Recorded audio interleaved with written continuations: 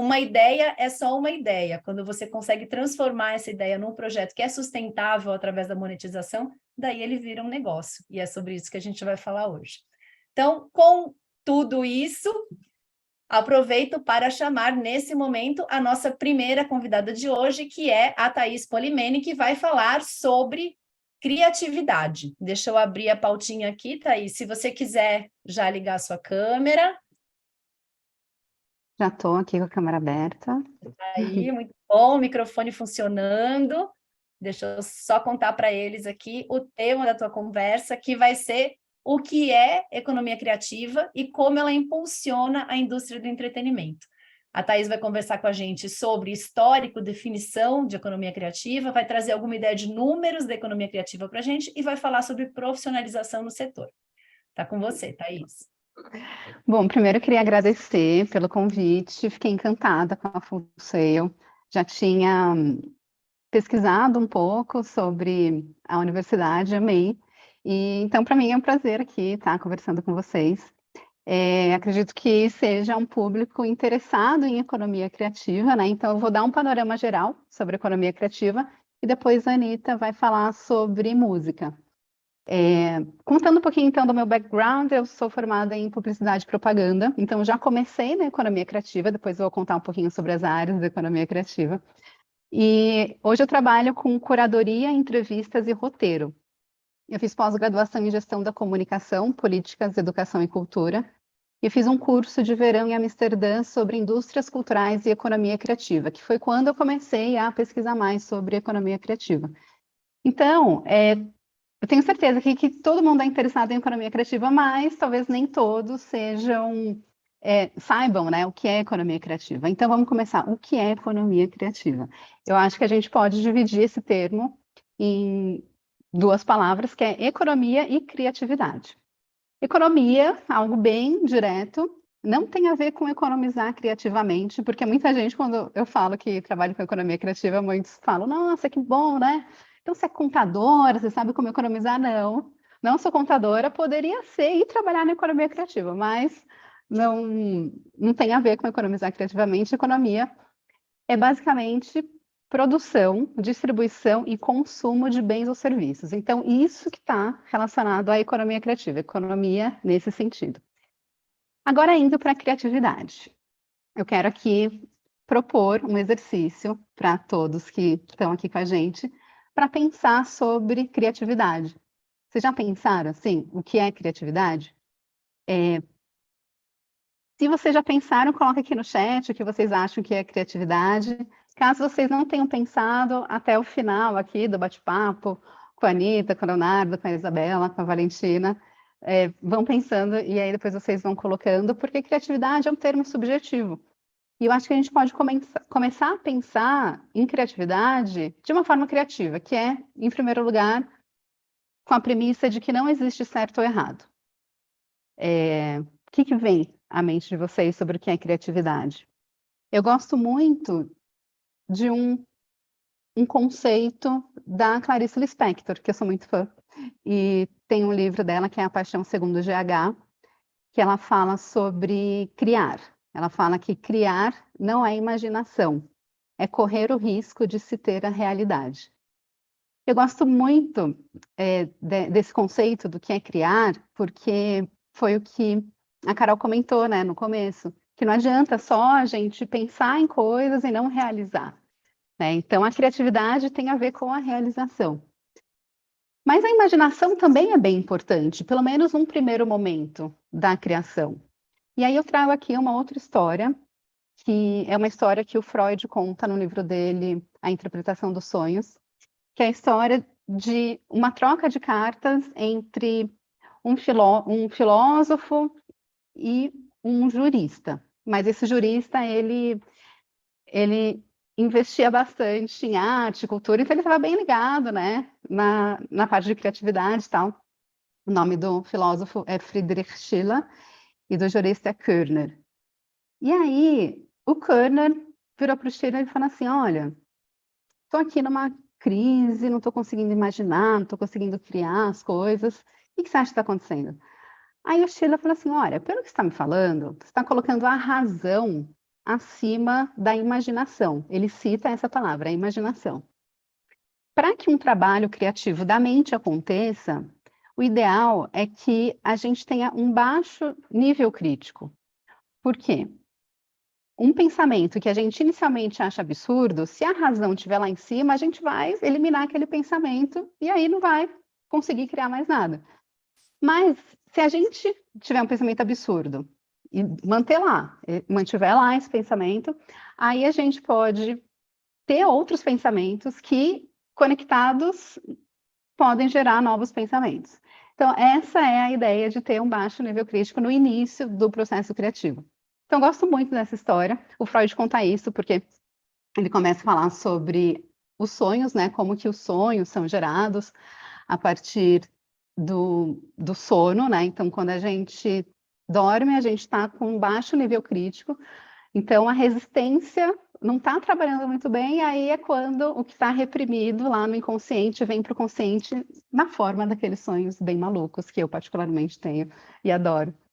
E essa história do Freud me faz conectar com algumas técnicas de criatividade. Eu acompanho alguns artistas, algumas roteiristas, tal, e tem uma humorista que eu acompanho, que se chama Carol Delgado, e uma vez ela compartilhou com a gente o processo criativo dela de escrever os textos de stand-up e tal. E ela falou que ela não usa o computador. E eu acho que, pela justificativa dela, fez muito sentido.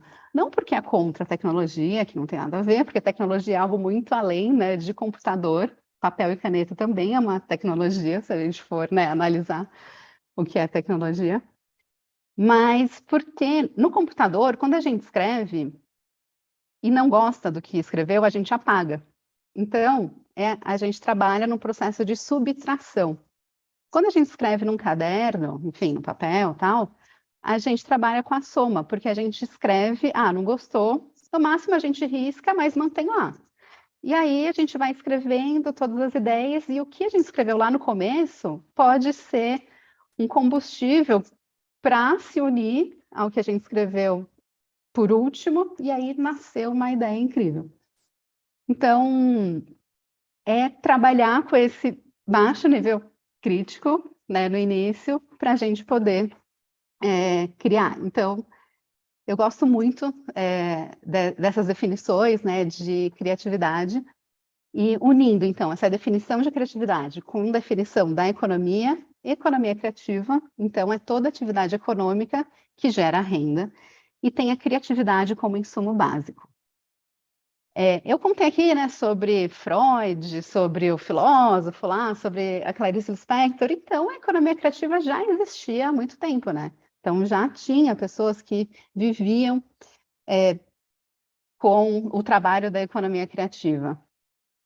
Mas esse termo é relativamente novo. Ele foi usado pela primeira vez na década de 90 na Austrália, pelo Paul Keating. Ele era primeiro-ministro lá e ele lançou um plano de políticas públicas chamado Creative Nation, que era focado na produção artística e cultural da Austrália. Só que um pouquinho antes, na década de 80, lá na Inglaterra, a Margaret Thatcher já tinha sacado que a área de criatividade era importante. Ela publicou um relatório em 83, reconhecendo as áreas de tecnologia e criatividade como essenciais para o crescimento econômico do Reino Unido. E aí, depois que o Paul Keating publicou lá na Austrália, a galera da Inglaterra falou: vamos voltar a analisar essa área da criatividade aqui? E aí o Tony Blair encomendou, então, um estudo sobre as nações criativas do Reino Unido. E aí ele descobriu que os bairros de Londres que mais tinham crescimento econômico eram aqueles ocupados por artistas e por equipamentos culturais. Então isso já comprova, né, que a economia criativa é útil não apenas para a economia, né, para a parte financeira, mas também para a parte social. E aí a gente fica pensando, né, tá, mas então a economia criativa pode ser tudo. Acho que poderia, né? Porque afinal é algo que aqui a gente está criando, né? É algo novo, acho que vai se modificando, mas eu gosto muito de usar um estudo da Firjan, que é a Federação das Indústrias do Rio de Janeiro, que ela divide a economia criativa em 4 áreas. E eu gosto muito de falar a primeira como sendo tecnologia, porque poucas pessoas associam criatividade com tecnologia. E sim, tecnologia é uma das áreas da economia criativa, no meu entendimento, no entendimento da Firjan, que eu sigo. E dentro da tecnologia tem 3 áreas, que é pesquisa e desenvolvimento, biotecnologia e tecnologia da informação e comunicação.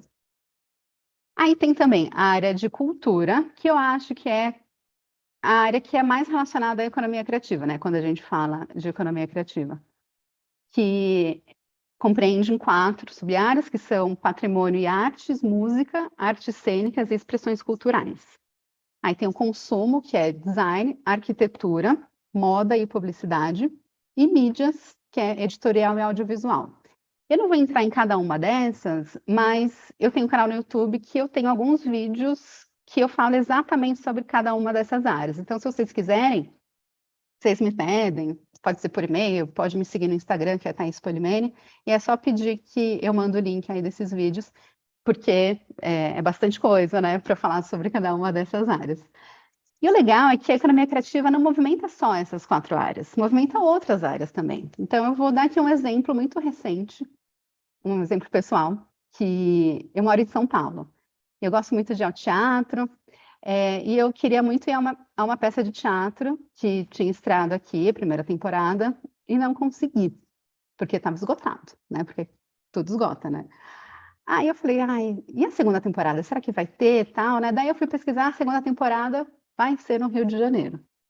Falei, olha, amo o Rio de Janeiro, então vou aproveitar, vou ao teatro e também vou aproveitar a cidade e tal. Então, por causa de uma peça de teatro, semana que vem eu vou para o Rio de Janeiro, e isso vai movimentar o quê? Passagem aérea, Airbnb, restaurante, Uber. Então, por causa das artes cênicas, a economia criativa está movimentando outras áreas também. Então, eu queria trazer alguns números, né, para comprovar que não é só, não sou só eu indo para o Rio de Janeiro que movimenta a economia criativa. Por exemplo, né, tem um estudo que foi lançado esse ano pelo Observatório Itaú Cultural, que comprovou que em 2020 a economia criativa movimentou no Brasil 230 bilhões de reais, que representa 3,11% do PIB. E aí, tá, 3,11, pode ser pouco, né? Mas comparando com a indústria automotiva, é maior, porque a indústria automotiva movimentou 2,1% do PIB nesse mesmo período. E a economia criativa empregou 7 milhões e meio de pessoas em 2020. E assim, a gente tem um potencial de crescimento muito grande. De 2012 a 2020, a economia criativa cresceu 78%. E o Brasil, como um todo, cresceu 55%. Então, a gente, assim, está no crescimento acelerado e ainda tem muito a crescer. Trazendo um pouco mais, então, né, para perto da gente, o Carnaval, por exemplo, né? O Carnaval de São Paulo movimentou esse ano, de 2023, quase 3 bilhões de reais. No Rio de Janeiro, movimentou 4 bilhões e meio. Então, o Rio de Janeiro já tem um histórico, né, de investir em carnaval, então ele consegue aí um retorno ainda maior. E a Carol comentou dos games, né, que a Full Sail tem uma área de games e tal. Gente, game é uma área que tem crescido muito. Globalmente, em 2022, movimentou 196 bilhões de dólares e no Brasil, 2 bilhões e meio de dólares. Que esse número já representa o maior mercado de games da América Latina, né, de jogos assim da América Latina. Então, é uma área que tem crescido muito, que tem oportunidade, e eu percebi que, né, eu trabalho com economia criativa desde 2004, que foi quando eu comecei na publicidade, mas eu abri uma empresa em 2009, 2010. Então, eu considero assim, mais de 2009 até agora que eu tenho contato, né, com os profissionais da economia criativa e eu percebo que muita gente não sabe que tem esse potencial. Muita gente que trabalha na área acaba não se profissionalizando porque porque surge uma oportunidade e aí não vai buscar outras coisas para se profissionalizar. Então, eu criei o Profissões da Economia Criativa com o meu sócio, Leonardo Cássio, que é uma plataforma assim, de conteúdo para a gente apresentar as profissões da economia criativa para o público jovem, inicialmente, mas também para quem quer mudar de área. Então, a gente tem no canal do YouTube Utopia 2222, a gente tem uma websérie com quase 100 entrevistas com profissionais, e a gente tem agora um podcast, que aí tem menos entrevista, mas são entrevistas mais profundas, de 1 hora e meia com cada profissional. E a gente também tem uma atividade presencial, que é o curto-circuito, que a gente vai presencialmente e realiza bate-papos com profissionais da economia criativa para um público jovem ou para um público que está interessado nisso. A gente vai ter agora, então eu deixo o convite aqui para vocês, finalizando a apresentação. A gente vai ter dia 25 de agosto uma apresentação no Drone Lab, que a gente vai falar sobre tecnologia na economia criativa, com o Carlos Cândido, que é fundador do Drone Lab, que também participou da websérie, e com a Rita Vu, que é analista de tecnologia da CNN. É aberto ao público, a gente ainda não abriu inscrição, vai ser gratuito, e aí quando a gente tiver os links tudo direitinho, eu vou postar na minha rede, Thaís Polimene, e na rede do Profissões, que é profissões.ec, né, no TikTok e no Instagram também. Então, gente, mergulhem aí na área da economia criativa, que tem muita oportunidade, e a gente está bem aberto, assim, para receber pessoas interessadas em se profissionalizar. Aí agora eu deixo para a Anitta falar sobre música. Muito obrigada, Thaís. Muito legal você trazer esse histórico, né? Super legal. Eu estava vendo aqui o comentário do Vinícius, falando que ele ficou em dúvida, né? Entre games ou negócios. Legal. É difícil quando a gente é apaixonado por duas coisas, né? Mas uma complementa a outra. Thaís,